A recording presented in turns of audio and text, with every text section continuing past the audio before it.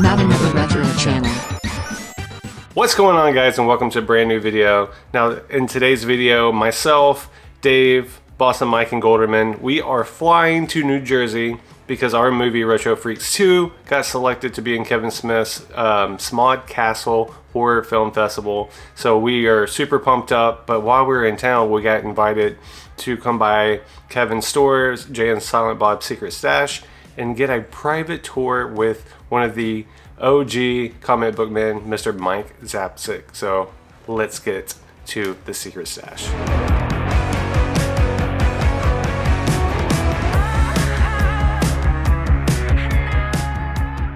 Well, welcome to the Secret Stash. My name is Michael Zapcic. I'm the manager here. Right over there is our illustrious Sunday Jeff. What's going on? We love Sunday. Now full bagel?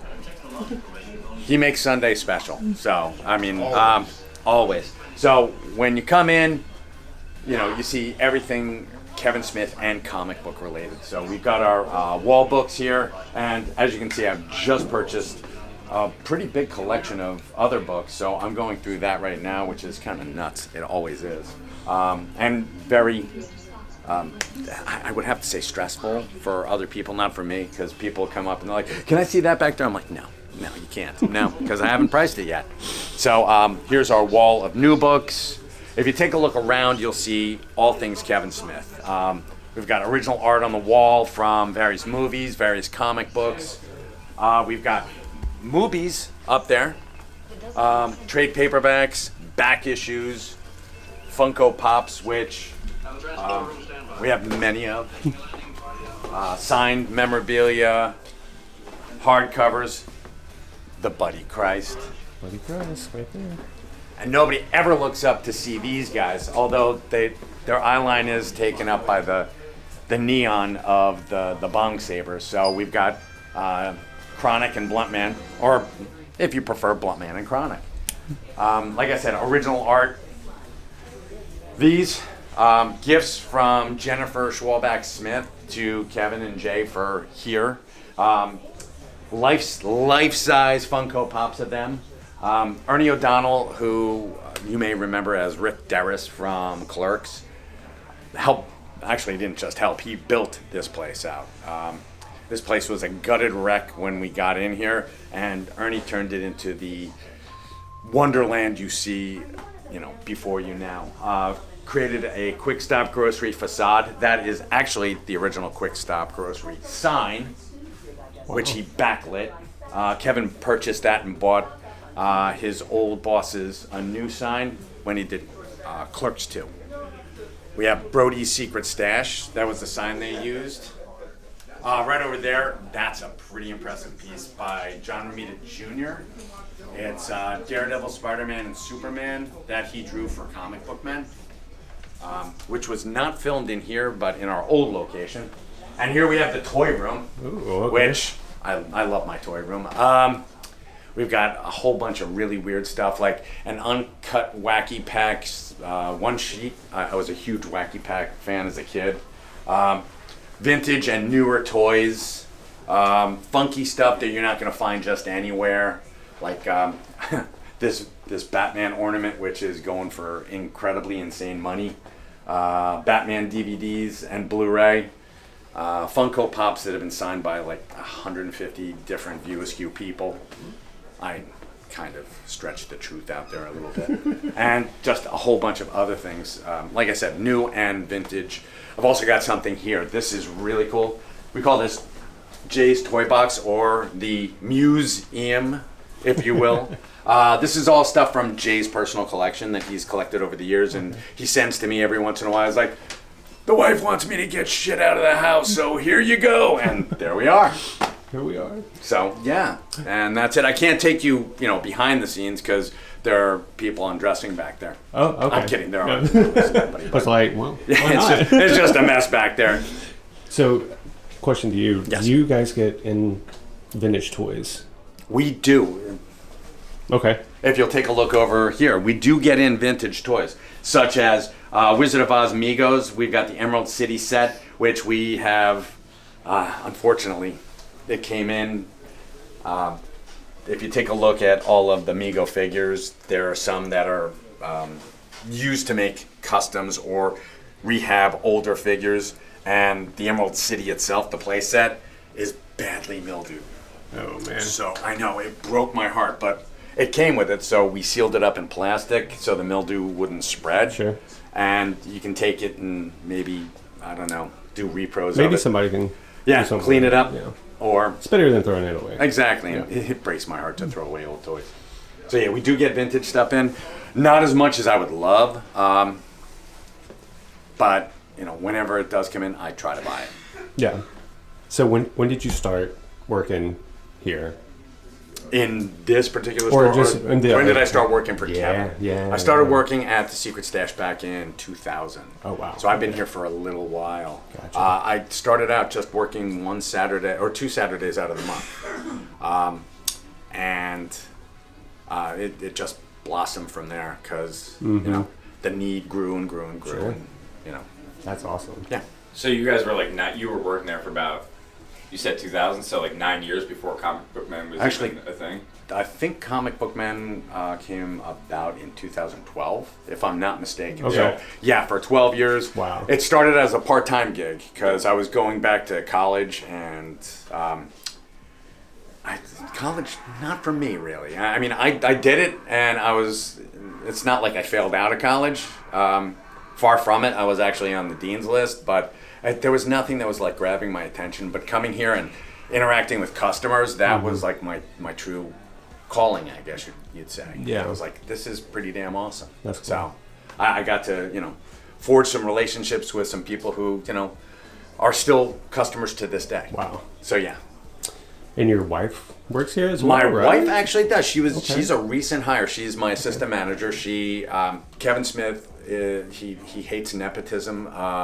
Will not stand for it at all. That's not true. So my wife was not a nepo hire because I didn't hire her, and I'm not that smart.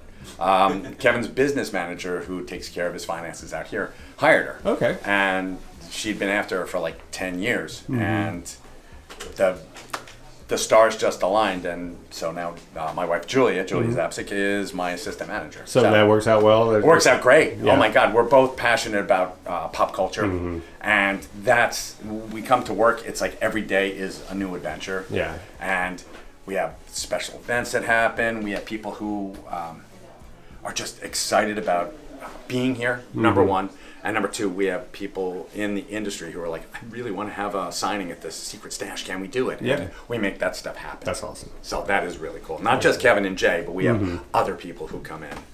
Do you have some favorite guests of past that you could think of off the top of your head? You mean from Comic Book Man? Or from, not or just- Comic Book Man. just from in here? Yeah, just coming in I mean, visiting you guys. We always love to have Jay and Kevin in.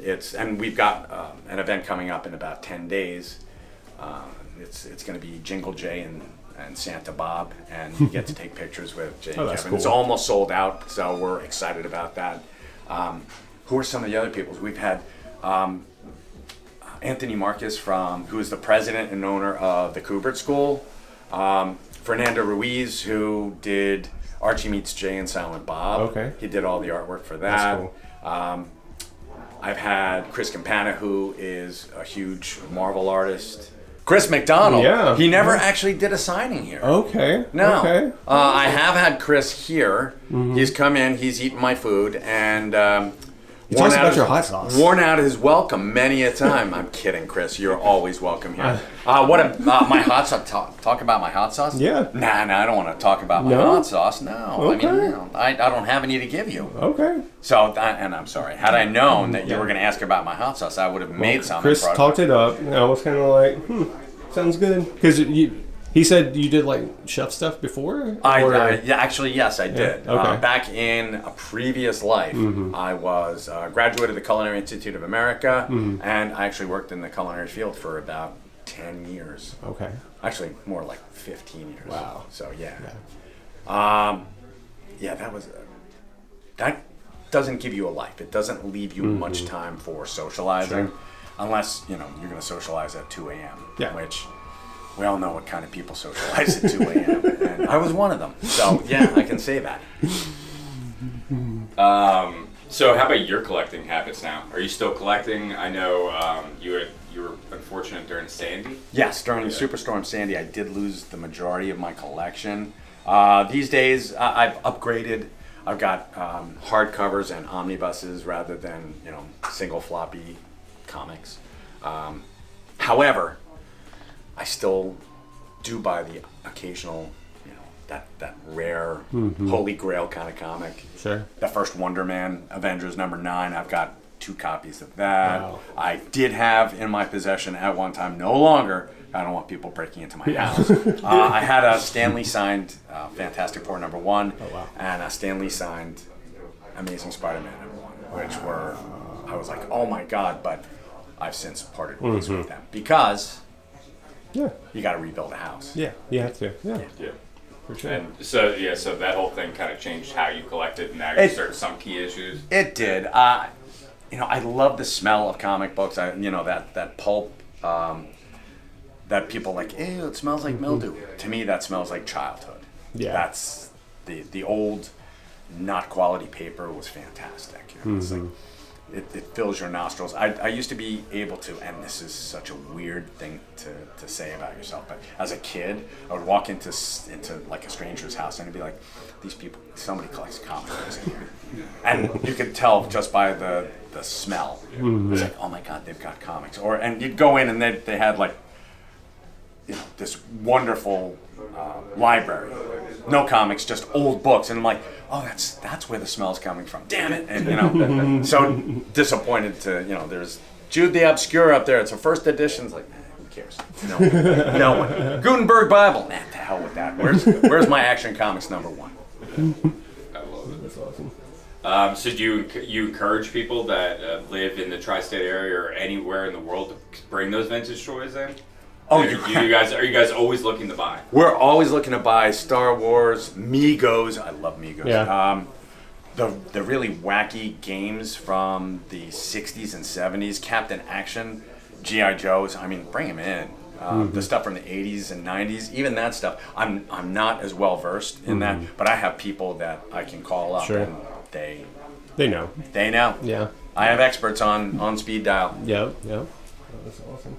Including you guys. Including us. Yeah. I think Mac has reached out to me because you reached out to him about some stuff that's came in and helped out that way too. Yeah. Excellent. Yeah. So one hand washes the other. That's it, dude. That's it. Both hands wash the face.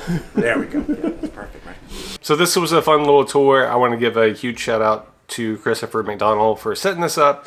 And thank you, Mike, for coming in on your day off. We had a great time, and you guys have a great store. And if you guys are ever in town, you need to go check out Jay and Silent Bob's Secret Stash because it's a great store, especially if you're a fan of Kevin Smith. You love comic books, you love toys, you love nerdy stuff, whatever it is, they got it. And if you're feeling frisky, I have some bonus footage that we took at the Q&A for Retro Freaks 2 at Smod Castle. If you want to watch that, stay tuned because it's coming up right now. If you're not into it, that's totally okay too. Thanks for watching, and we'll see you in the next one. Peace.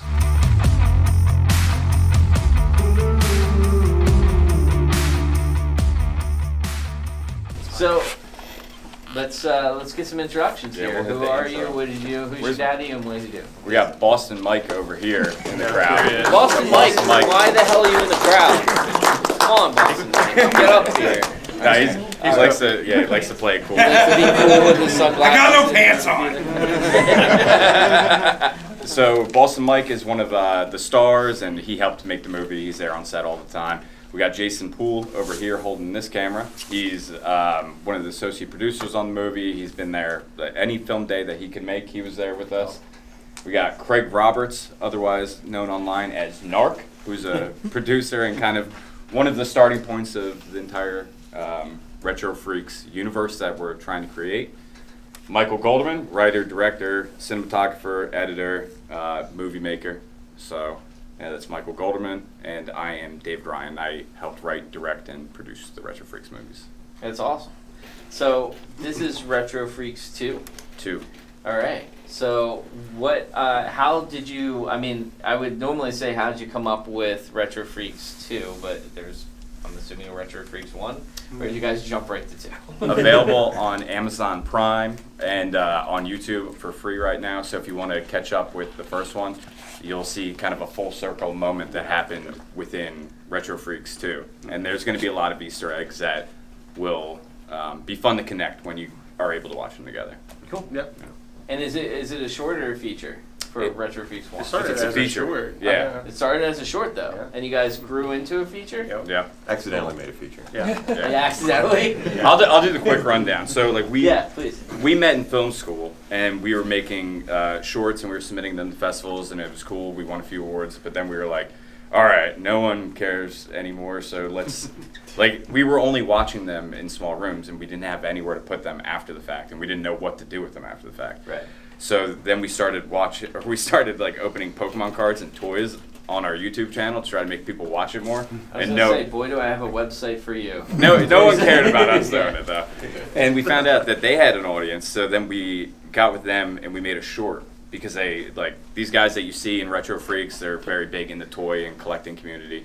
So we made a short directly for that, had a good time, started putting it together, and then when Kevin came to Dallas to show Clerks 3, I was one of the two people that actually got a chance to kind of talk on the microphone for a second and told him about Retro Freaks, and he invited us down to Smod Castle. So the East Coast premiere of Retro Freaks 1 was here, and that's why we submitted to Horrorfest, really. Yeah. It was like, we gotta Go back. do our East Coast So premiere it's here. fixed. No. Oh, yeah. Yeah, but we're very honored to be part of the inaugural Horrorfest, and we're proud of both of the movies. We hope you guys go check out the first one, and we miss everyone that couldn't make it. But Yeah. that's all I'm gonna say. And I'm gonna walk over here now because I'll keep talking. Okay. I want you to meet Golderman too. Yeah. Okay. So you make Retro Freaks 1. I mean, a lot of people are like, I want to jump to the next thing, or they have like a different. What made you kind of either circle back, or what made you gravitate towards 2? Did you always have an idea for part 2? Was it really we started a short film and accidentally made 2 feature films, or did you guys kind of like it and you're like, oh man, we should add this and this and this to it? Yeah, no, I think after the first one, we noticed that we were kind of itching to continue that storyline, and I think the fans that we had were also anticipating more, so that's kind of where it started. We didn't really have a plan to start out with. The way we shoot's a little unorthodox. We never actually had a complete script. We kind of write as we shoot. So we never shot consecutive days. It was mostly, hey, are you available this weekend? Are you available this weekend? All right, what can we write for this scene with who's available? Wow. And we kind of piece it So together. you It's just kind a of giant made it up puzzle. as you went along. Yeah. When So no one gets paid, you kind of gotta like just roll with it and Yeah. So Yeah. that's kind of the fun of it. You know, we look at it like, it's just hanging out. So you guys are puzzle solvers, basically. Yeah, basically. And we don't have any money. That's a big factor as well, but who So doesn't? there's a few directors that do that. Gareth Edwards did Creator famously by just going around and filming B-roll, and then completely murdered his VFX team by saying, just add VFX to this shit. Yeah. And, Jaws, a great portion of Jaws was like, nothing's working, we gotta make something up today. So what were some of the, filmmaking like that, what do you think some of the pros and cons are? Because I would imagine necessity is kind of the mother of invention a little bit. Yeah. It's like, if you're kind of stuck and you have to make do with what you have and try to figure out the story as you're going along, it pressure makes diamonds. But at the same time, how do you not paint yourself into a corner? Yeah, I mean, it happens So- all the time narratively, Yeah. and sometimes we would write something and then, a particular actor couldn't set that. Yeah, place, so- I wasn't even supposed to be in the movie at all. Yeah. So the person that was cast as Jordan in the original film Mysteriously disappeared, right? Yeah. No. So he wasn't there, so it was like, all right, well, this is going to be a bit part. And then when we were kind of doing our thing with Retro Freaks 1, we were like still hyped on it, so we're like, we're going to do another one! And then we're like, all right, we're doing another one. And that's kind of how, like, if we paint ourselves into a corner, we just figure out how to make the canvas bigger and move on. You know. Yes, I mean, also I think what it does is it doesn't give us a lot of room for error. So in those instances where we realize, hey, time's running out, we have 2 hours at the spot, what can we do? It kind of forces you to shoot what's essential and kind of recognizing what's essential to make it work. So for sure. What was the I guess spread of time? What was the timeline between finishing and posting Retro Freaks 1 and showing it to the world, and then you guys going right back to making Retro Freaks 2? Yeah, Retro Freaks 2 took a long time. It did. Okay. I think the process started at the beginning of 2023. So Retro Freaks 1, we completed that in 2022, around the fall. Yeah, wrapped it all up pretty quickly on that one, for the most part. Yeah. And So then within a year, you guys were like, we're going to make part 2. We're just going to move on to it and make part 2.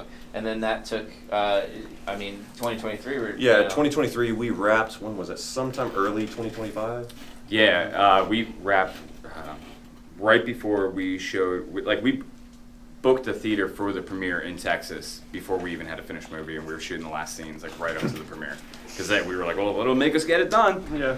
But we had Michael and one of our other producers and Tiffany Golderman, who's in the film. She was she's in Retro Freaks 1, and then she's Jen in Retro Freaks 2. Got married in the middle of that. Yep. So I had a kid. There's a bunch of A lot of life events. big life events Yeah, happen. so how do you keep it together and complete a film? Because so many films that I've seen start, something comes up, someone gets pregnant, someone gets married, someone dies, not often, but sometimes it happens. Yeah. How do you get the band back together? The secret sauce is a good producer. That's what it is. It's this guy right here. Well, I just keep calling everyone, and I'm like, dude, it's gonna be super embarrassing. just annoy the shit out of Basically, everyone. Dude, honestly, that's how the movie gets made. He It's knows like, where- he knows where we live. Yeah. We He knows told where we those live. 20 people in the theater that we would make a second one, and they're gonna be pissed if we don't make it, man. That's So we made awesome. it. No, that's the indie spirit, honestly. I mean, that's why I think all of us are here, is because, you have the perseverance and then the fortitude to get through the pain of indie filmmaking. So, speaking of pain, what does a budget look like for something like $0? Yep. A lot of people Yeah. have a similar budget. So how do you make that work with something like Retro? Everybody wears a lot of different hats, and we ask a lot of favors. Lots. Yeah, because the toy stores, the locations, these are our friends' businesses as well. So it's we're being look at this cool place, go there, check it out. And so we're getting things like that for free. If you were to really break it down, it'd probably be a pretty expensive movie, but we just don't have any money. So we're just all right, who can we get together? And the thing is we all like hanging out together. So it's this is one of our hangout session. If it's That's hey, cool. we miss each other, let's go kill Mike off. Let's blow his head off. Yeah. You know what I mean?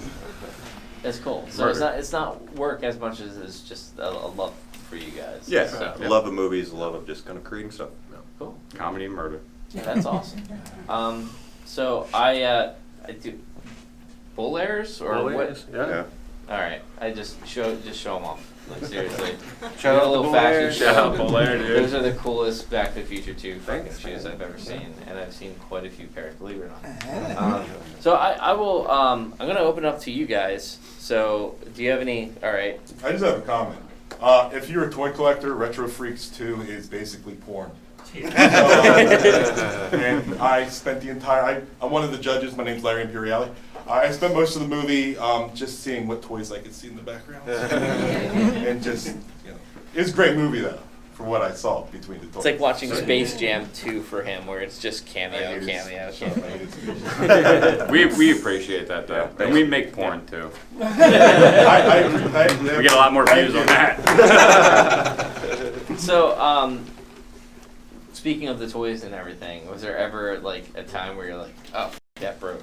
It's sneaking under the rug or anything? Or was there any did you ever have any concerns shooting in someone else's store? Oh, absolutely. gosh, yeah. Yeah, it was Yeah. terrifying. Yeah. And No.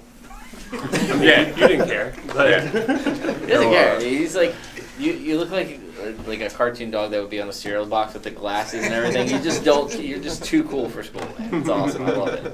He's like, I'm not getting up there. Fuck Yeah. it's Yeah. awesome.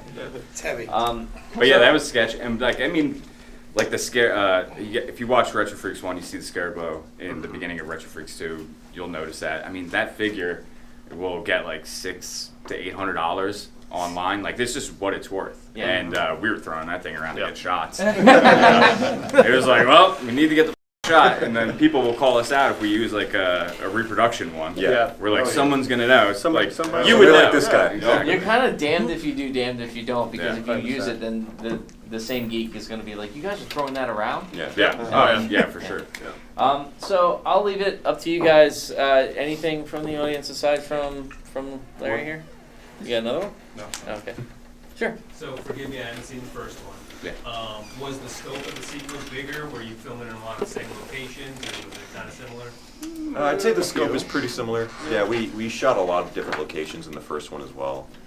This one definitely took it up a little bit, yeah. and that's why we have those lower thirds on there, because we know we're taking you to stores quickly. Yeah. So it's like and that was like after we did the first one, then you look at all your other friends that have these stores, and you're like, I gotta include you, bud. Yeah.